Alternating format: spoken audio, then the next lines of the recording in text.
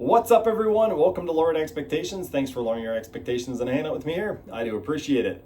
One thing that I've learned over the years making YouTube videos is that no matter how much I think I know about a topic, no matter what that topic is, every single time I release a video, I always learn something in the comments section. There are a lot of very clever, very knowledgeable, very intelligent people out there, and like I said, every single time I learn something. In the unboxing video for the Sunster HTB1, I was looking through the menu settings, and when I got to languages, I said that it didn't look like you could actually silence the voice or mute the voice. You could select different languages, but you couldn't shut it off, and that was going to be disappointing to a lot of people. Fortunately, somebody left a comment and let me know that you can actually turn the voice off in the app. So I went into the app and tried to do it, and I'm going to show you guys how to do it here because it definitely isn't clear. So you actually have to go into this, and I'm saying this because I don't remember what it actually is, something about accessibility. Anyway, you go into there and that's where you actually turn it on and off. Every other heater that I've seen, you simply turn it off where you select the language, and although that would make sense for most heaters, this is quirky and it's not most heaters. The next thing that I learned very early on, somebody left a comment saying that you could enter the engineering menu using code 9009. When I got into the engineering menu, I was delighted to find that you can control the fan speed and the pump rate. You guys may remember in the video that I made testing the turbo setting that I pointed out that this heater made a lot of carbon monoxide. And one of the reasons why I was concerned about this is because I thought this heater corrected for elevation. But after looking more closely at the website, it does tell you the elevation on the controller, but it doesn't look like they're actually claiming that it adjusts for elevation. I think they're leaving it up to you to manually adjust for elevation. So we are basically going to do that in this video. And then we might do some interesting experiments where we actually see how much heat we can pump out of this thing. Be sure to stay tuned all the way to the end of this video because I'm going to perform a bit of a ridiculous test trying to prove in another way that these heaters are not capable of putting out 8 kilowatts. In order to put out 8 kilowatts, this heater would have to burn 800 milliliters of fuel per hour or 0.8 liters of fuel per hour. This controller will allow me to push the pump all the way to 9 hertz, or at least it says you can in the menu. So I'm going to try to push it all the way to 9 hertz, crank the fan speed up to maximum, and we all know what's going to happen, don't we? In a future video, I might actually do some porting on this heater and see if porting it will increase airflow, exhaust flow, and actually allow us to consume more reasonably a higher level of fuel. But at the end of this video, I'm going to show you guys what happens when you try to get 7.1 kilowatts out of this heater.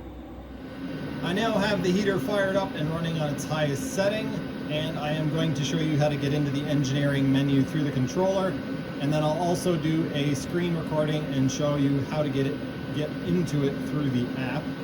It's very easy to get to through the controller. You basically press the settings button. So press the settings button, takes you into here. The parameters thing is at the bottom, but you can just press up twice and get there.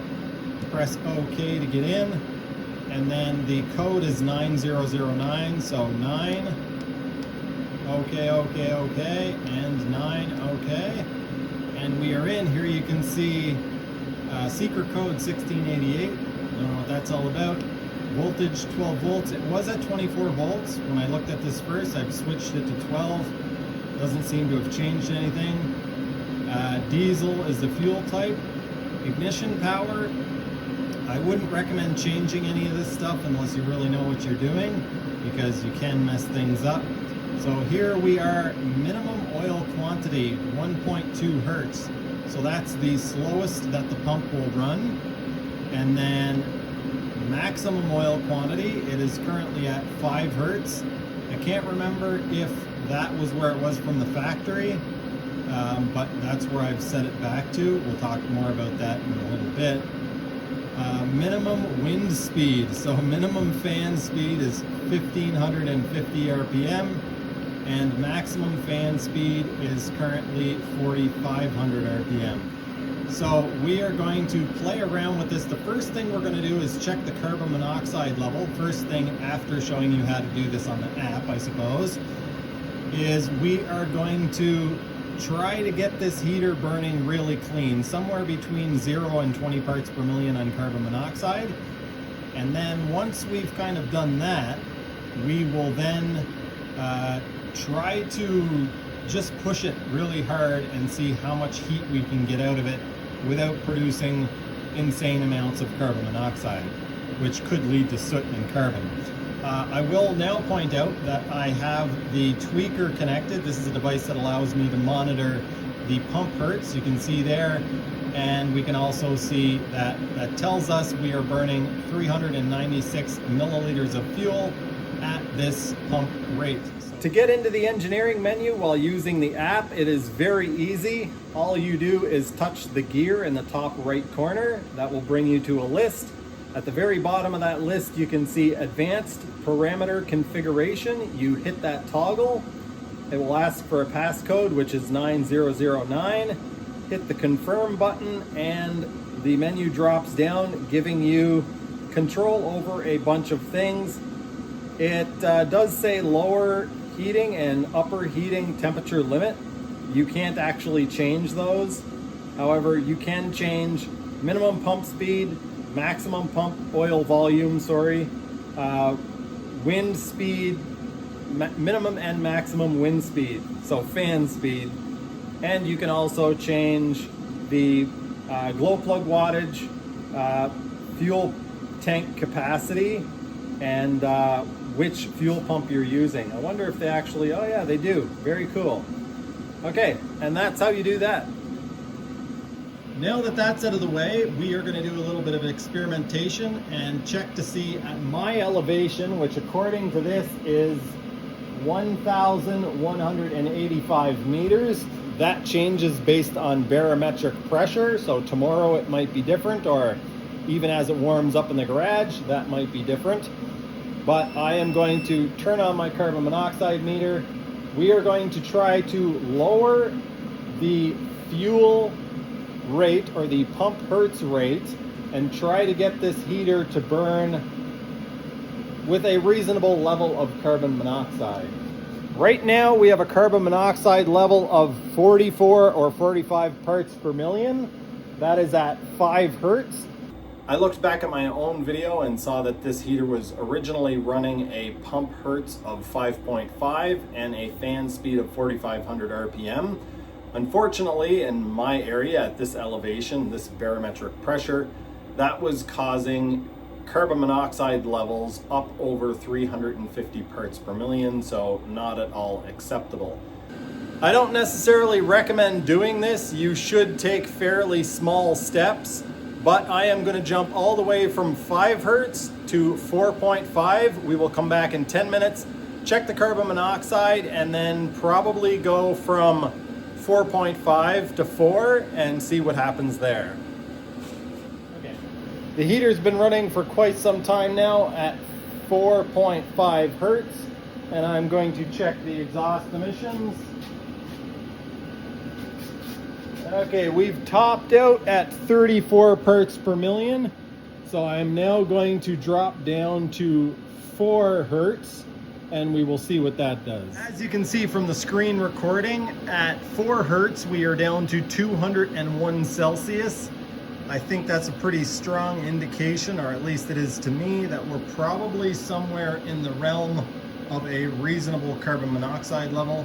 I'm kind of cheating because I can see the meter on the bench and it's reading 0 up here for the first time. So let's actually check at the exhaust.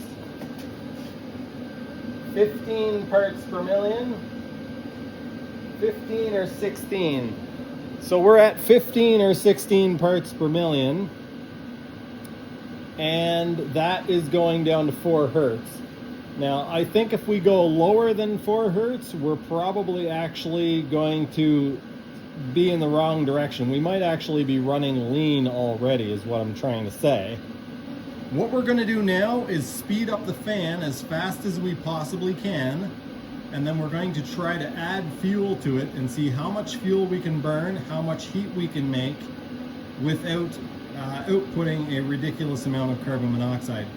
I might not show you guys every step of the way, but I'm going to crank the fan up and the fuel, and we're going to see how much fuel we can consume and heat we can make without a ridiculous amount of carbon monoxide. So if we can stay under 50 parts per million, I think that's probably pretty decent.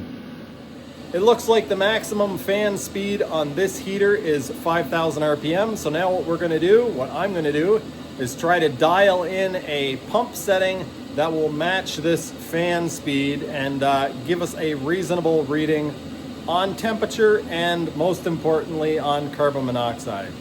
Hopefully you guys can see this. I have the pump hertz set to 5.5, and that is 435 milliliters per hour, and we are at 5,000 RPM on the fan. So I'm going to let it run for 5 or 10 minutes this way and then check the exhaust emissions.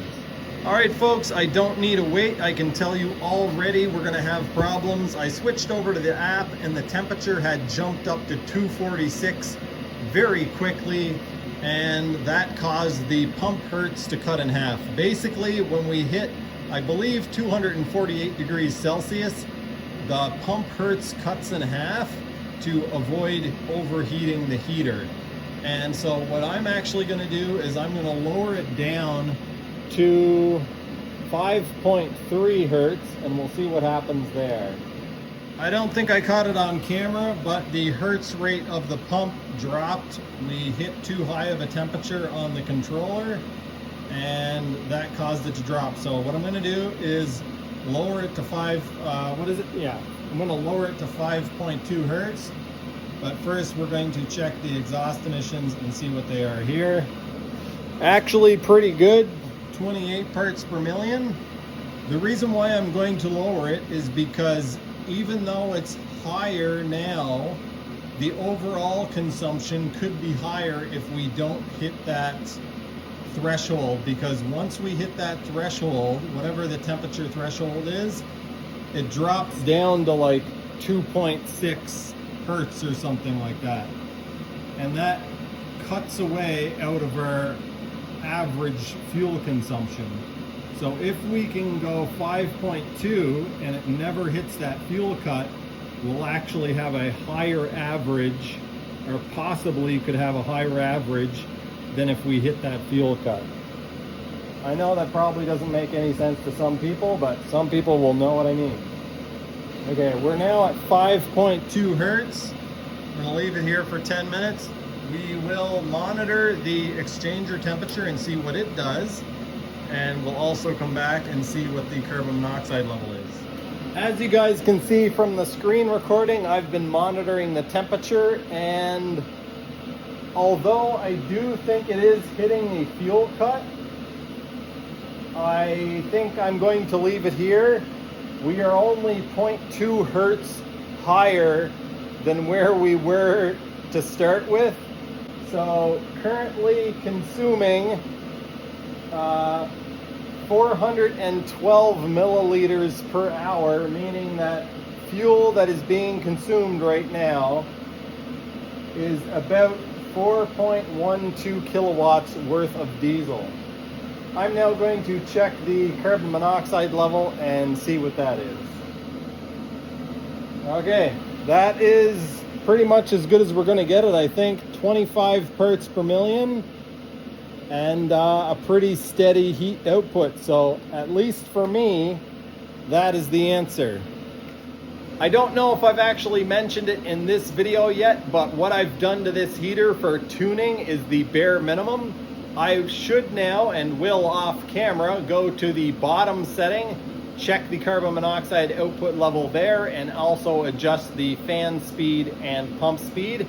And then I'm going to go to like setting 3, setting 5, setting 7, and check those as well. Another thing to take into consideration is you can't just take these settings and plug them into your heater. You're going to need to do the same checks. My elevation isn't necessarily the same as yours, and even if it is the same, the barometric pressure, so the weather changes, can have an effect on the tuning of the heater as well. So you're going to need to actually have one of these and actually put the time in to do the tuning on your heater. From the screen recordings, the temperature of the heater tells you something, but it's not the whole picture. It's also a really good idea. Take one of these, check your carbon monoxide in your exhaust, or coming out of your exhaust, and yeah, that will tell you if you're having a problem or if you're going to potentially have a problem. Thanks for watching all the way to the end of the video. I hope you enjoyed. I do have a couple of remaining clips of my attempts to get this heater to run at 9 Hertz. Unfortunately, it didn't work out. The controller claims to allow you to do it, and it will actually tell you it's running at 9 Hertz, but the tweaker that actually picks up on the signal says that it does some really weird stuff if you try to go over 5.9. So I will see you guys next time. Here's that footage. Even though it claims it's going to let us go to 9 Hertz, it will only let us go to 5.9. Some really weird stuff happens if I try to get it all the way to 6.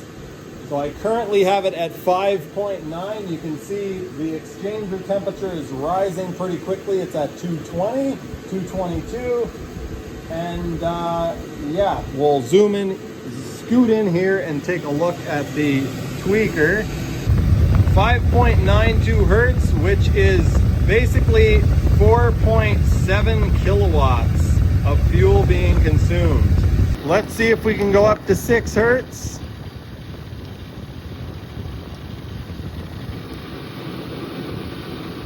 Okay, as soon as we tried to go to 6, it had a real problem with that. Okay, 5.9 it's okay with, but as soon as I try to go to 6, it freaks out. Yeah,